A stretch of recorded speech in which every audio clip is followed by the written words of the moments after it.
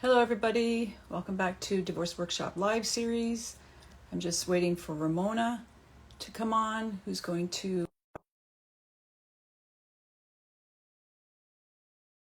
calm today. If anyone doesn't know, Divorce Workshop, we have lots of live series with lots of great divorce professionals that come on. Just waiting to get Ramona on. Hi, Holly.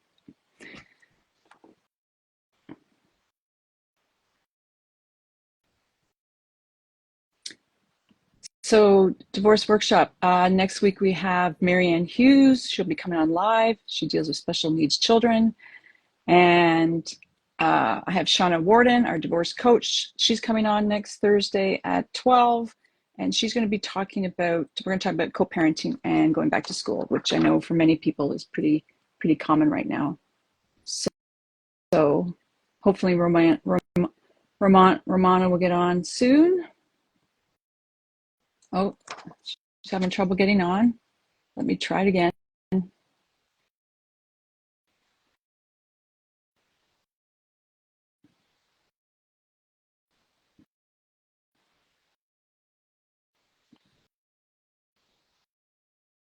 Hey, Ramona. Hey, there you are. Hey, can you hear me? Yeah, you're good. Hi. Okay. Can you see me? Yep. If you can go up a Okay. little bit higher, I can only see your half. Yeah, there you go. Perfect. Yeah, going live, right? So it's okay. So this is a good conversation because it's a lot. For me, it's a lot harder to think of calmness when you're going through such a tough time. But as you said, like you get there, right? But in the midst of it, and then you get through it, like all that chaos you're talking about. But then there's getting there, right? So that's what we're going to talk about today, right? Rebuilding to by rituals and routines, and I really like that because that can be very, very helpful. And you mentioned that that's what you see in a lot of clients right now. Yeah, it's part of the process that I implement when I'm working with clients, whether it's trauma coaching or empowerment coaching or even in their wellness goals. And you know what, to be completely transparent, like this is something I struggle with too. So if I struggle sometimes with my routines and rituals as someone who's wellness focused in my work, I would imagine it can be difficult for someone who's not. Yeah, for sure. I mean, we're all human, right? And it's hard to always be perfect and do what we preach, right? But we have to be Yeah. reminded that it's important. So, Mhm. do you want to talk about how what you see, like as in the rituals that work, or that, and we can Yeah. talk about that?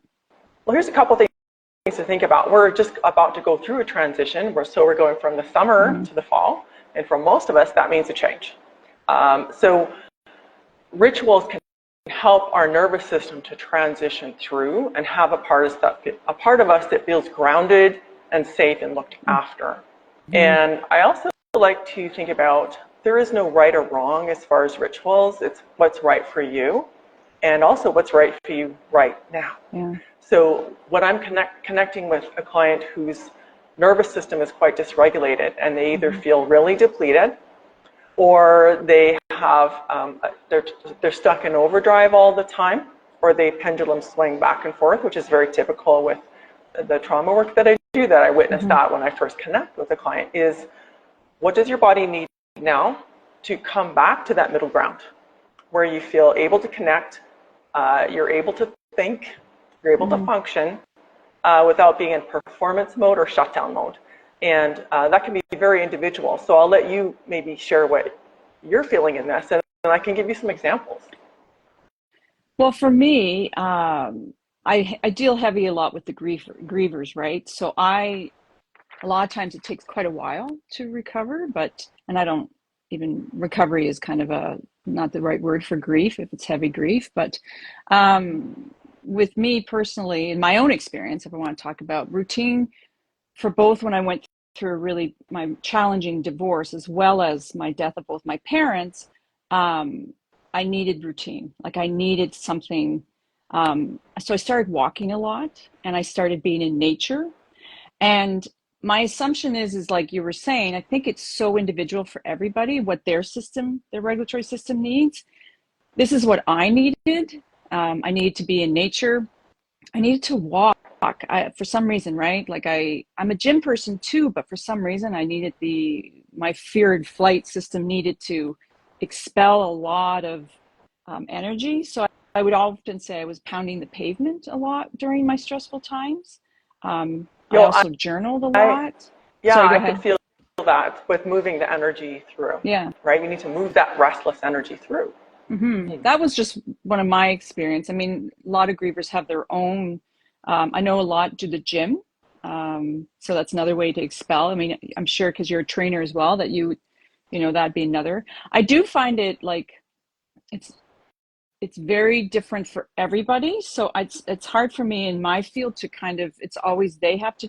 I can guide, but I can't always tell them. They have to kind of figure out what their body needs. I don't know if that's for you as well. Completely. Yeah. In any aspect of my work, I'm not here to tell people what to do. Hmm. They have to be the co-pilot. We're adults, right? Hmm. And Hmm. you have to feel aligned with your processes and determine where you're at. I mean, there's something to be said for expert guidance and parameters, Hmm. Hmm. but it needs to be customized to you. Um, so, for example, if I have a client who's maybe like a lot of yours, who's in grieving, which is typically a low energy state, Hmm. before they shift maybe into anger. Hmm. So that low energy state, you need nourishment. Hmm. Your body needs to know that you're a safe place to land. Hmm. And that might be as simple as a grounding experience of having a warm breakfast that you Hmm. chew sitting down within an hour of waking. Hmm. That might be choosing to have your meals mindfully and Hmm. seated and undistracted, just being present with your senses. Those are just a couple of really simple Hmm. examples that might seem like not a big deal, but sometimes we forget the impact of small things. Yeah, that's true. Actually, I did a suicide support group, and one of the things we did was one of the 12 sessions with this group is we would actually practice mindful, just simple snack eating, and how that would just kind of. So you're right, just the simple things can really help, and we tend to forget that. I agree. Completely. Hmm. Also, quite often when we're dealing with grief or trauma or life upheaval, and our society as a whole can be quite stress inducing, is how do we pull ourselves out of that vortex and come back to Mm. ourselves? And sometimes for me, it's realizing, okay, I'm not taking enough downtime in the evening. I'm allowing mental distraction, and that's my phone, just Mm. so we are clear. Hmm. Um, or it might be, okay, I need to do a workout even though I don't feel like it, because we aren't going to run around motivated all the time. Yeah. I know that's going to change my state because I have this agitated energy, and it's not my true self showing up. I'm just in Hmm. this agitated place. Hmm. Do a workout, problem solved. I didn't have to Hmm. think my way through it, talk my way through it. I didn't have to force mindset work. I simply changed my state. And that's a lot of my focus in my work is helping people to change their Hmm. state, which induces that feeling of safety that our body's craving. So why is it that people struggle like after you get through the chaos? Do you think Well, is there sometimes it's, yeah. go ahead, sorry. No, sorry, go ahead. No. Um, it's like you're not embodied, you're an autopilot, Mm-hmm. right? And when you finally settle down, it's like, oh, right? And you just want to Mm-hmm. collapse Mm-hmm. into it. So there's recognizing there's the stages of building your capacity, and wanting to collapse into it doesn't mean you become a complete couch potato for weeks on end. But what is more nourishing and gentle that perhaps used to be right for me that isn't right for me right now, or vice versa. So like you were doing at the walks in nature, that's ideal. Not only is it the movement of changing your state, Mm-hmm. but you're also connecting to nature, and that will change your state. And it's a very safe way to connect, whereas Mm-hmm. people might be a bit overstimulating. Yeah, I guess it depends. As I said, it's so unique, right? Like Yeah, I'm exactly. sure I'm sure you can mention all these things and it's just really and that I think that's probably one of the harder things that I find with my clients as well. I don't know about you, is them trying to find the right things that kind of fit. It takes them a little while to kind of And then when they get it, they start feeling better, but it can take a while. I noticed that, especially with grieving clients, it can take quite a while. I don't know if that's your experience as well. Well, there's the release. So when I do the gentle trauma release, quite often the release can be profound, Mm-hmm. but you're still in the building stage. You're building your resilience and vitality, and even rebuilding your identity. Mm-hmm. You're not the person you were. So usually the work that I do as far as figuring out what you're going to do is kind of collaborated within the coaching container. Like, Mm-hmm. I can offer insights, and then we find what aligns, and we keep it really simple. So Mm-hmm. when at the beginning, like the way you were feeling, you don't need anything complicated, and you certainly don't need anything rigid where I must do this or an all-in Yeah. mentality. No. Yeah. That's another thing, right? Is you can get too overstimulated or too goal orientated, right? I can do this and this and this, but your body and your mind are telling you, Sorry, I just like, have a phone call coming in. I'm going to turn that off. Sorry. it's okay. So as I was Okay. saying, like you can, your mind and body, you're going to be trying to set all these goals. And as you said, it's too much, right? So you have to, again, this goes back to your specialty, right? Of listening to your body. Yeah, so we respect our capacity. Mm-hmm. Yes, sometimes you need a little bit of support as far as the next step, so you don't stay stuck, because part of the grieving process can look like apathy. We don't want to stay there. Mm-hmm. It's like, how can we gently increase your energy until you get to the point where you're ready Mm-hmm. for more of what feels like your old Mm-hmm. self, so to speak. Mm-hmm. Is there any type of rituals that you like as a coach that you see that seems to work a lot, or like a general idea of a good ritual? Well, it is very customized. Mm-hmm. So I did mention like having that warm breakfast, because sometimes Mm-hmm. we forget the basics of hydration, getting enough protein, and eating at regular intervals through the day. And if you're not meeting those needs, I mean, consider if you were looking after a toddler.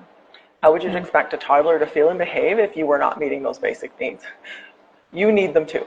So let's look at the basics first. There are practices that I implement as part of the gentle trauma release method that Mm-hmm. specifically regulate your nervous system. So I implement that.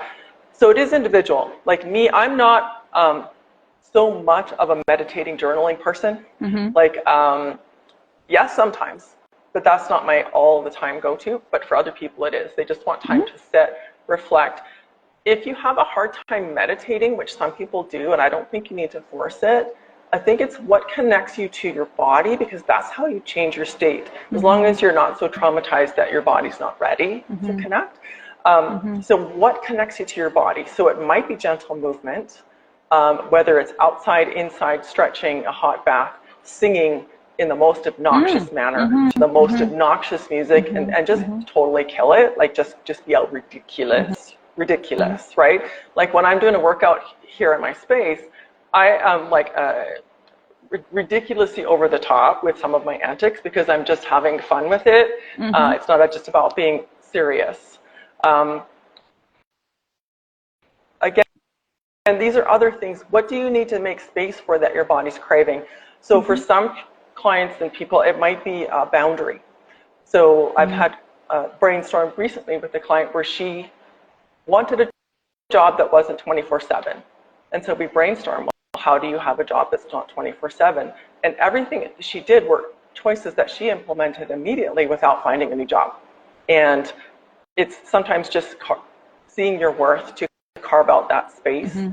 and holding space for the discomfort that it feels to be selfish that way, and doing Good it anyways. point. That's a good Yeah. point, right? I often Mm-hmm. say, after every grieving client, I'll say, "So, have you been work like looking after yourself?"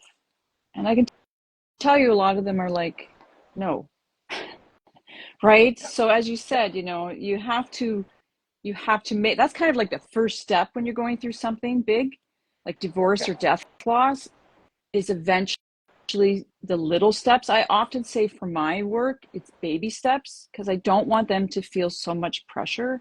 It's just little things that they can gradually build into better, like bigger and bigger things. But I'm also very cognizant of it has to for some it has to be very little steps. So like you said, just thinking, okay, I'm going to have a nice warm breakfast. That's all I can do today, right? But at least you're starting to get forward moving stuff going on. So I really like that one actually because it's simple.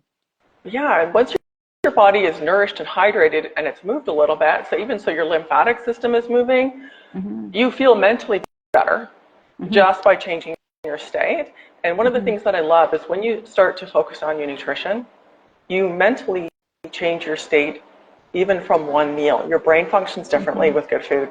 So it's Mm-hmm. not like you got to do this, and lose weight for 3 months before you feel good. No, you can feel good from day one by the choices that you make. And that needs to be at the forefront. What am I doing that makes me feel good? Even if it's a little Yeah. easier not to do, right? Sometimes it's easier not to move your body or eat in a way that's mindful. But what is making me feel good? And keep choosing that, and you will be surprised at how soon they start to become autopilot, and you Mm-hmm. can't even remember what it was like to not to do those things. And that is where the gold is.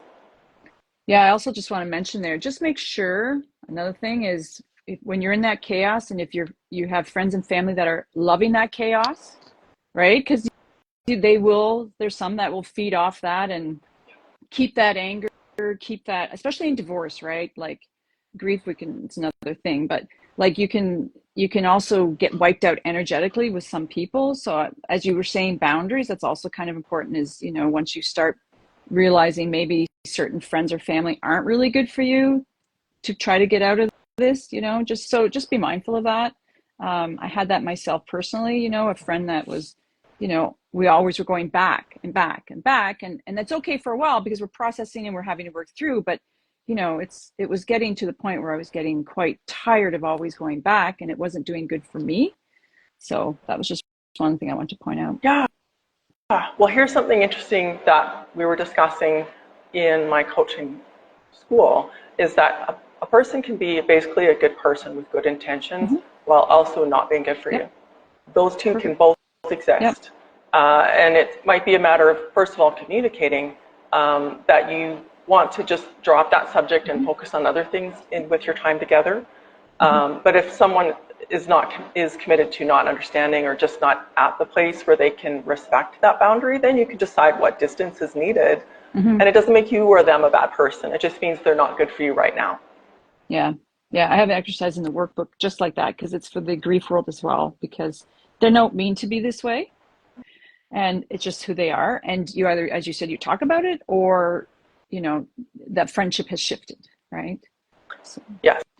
And after trauma, grief, and loss, when you do emerge and rebuild your identity and your sense of self and your well-being, you're probably not going to be the same person, and your mm-hmm. friendships and relationships will need to evolve Mm-hmm. to feel good and authentic for you now, and some won't, and it's okay to grieve that as well, Mm-hmm. while still choosing what you need. Choose what you need. Yeah. And that's also a process as well, right? Like, Mm-hmm. I had a client yesterday that was like, well, so when is this going to all be done? And I wish I could, just like you've probably done with clients, I wish I could tell them, but everybody's so unique. Everybody's situation is so different. But learning about it and being aware that as we go back, as we get out of the chaos, how the importance of looking after yourself. And as everything you said, like the rituals and um, are really important. Like, is there anything else you have to add before we wrap it up today? Well, can I share something that I'm working on for the fall? Yeah, yeah. I was gonna do that anyways, but go ahead. Yeah, yeah, Okay, sure. cool. So I'm going to be sharing shortly a 3-month container. It's called Energized and Empowered Woman. Mm, And what I love about this is it's not like anything I've ever seen. It's for women who are wanting to strengthen and energize their body while supporting their nervous systems and their emotions and their identity. And this is working in a way that's meshed together so that you lay that foundation of self-care, which to me is super exciting. So you emerge on the other mm-hmm. side completely free of the all or nothing mentality, while also build that foundation of I can implement these actions and feel really confident and maintain. So that's something that I can send a link link for the Yeah. wait list for anyone who would like to be informed when I open it up. Yeah, I was going to say, when does it open up? We're going to open up in September. I will probably have an early opening for people on my wait list first with some extra perks. So we could, if someone wants to comment wait list or message me wait list, I'll send the link to be added. There's no commitment there, but then you'll be the first to know, because the spots will be limited because it is one-on-one work. It's not a group. So it's high touch. That's really good. And and nowadays, with what everyone's living through, I think it's a really brilliant idea. I like it. Anything else that you have to add? Well, what I'd love to add is that as you move through what's difficult or what was difficult, you can be grieving while experiencing joy. You can be grieving while experiencing pleasure and connection. Those can coexist. So the waves of what the difficulty, the grief, loss, anger, regret, whatever, is washing up on the shore. It's not going to be present 24 hours a day necessarily. So it's okay to allow space for pleasure, joy, connection, and acknowledging that grief is showing up. Yep, I 100% agree. All right, so thank you. And if we have any questions, you can either DM. Do you want to give everyone your website? And yes, it's ramonakcoaching.com, or you can message me here through Instagram if you would like the link for the wait list, so that you'll be the first to know all the details when I open up Energized and Empowered Women. Yeah, and please, if any of you guys have any topics that you want us to talk about in the future, just DM either of us, because we're always looking to see what you guys would like to talk about. So anyways, Absolutely. with that, thanks again. And it was great having you on, and hope to see you next time. Thanks, everybody. My pleasure. Bye-bye.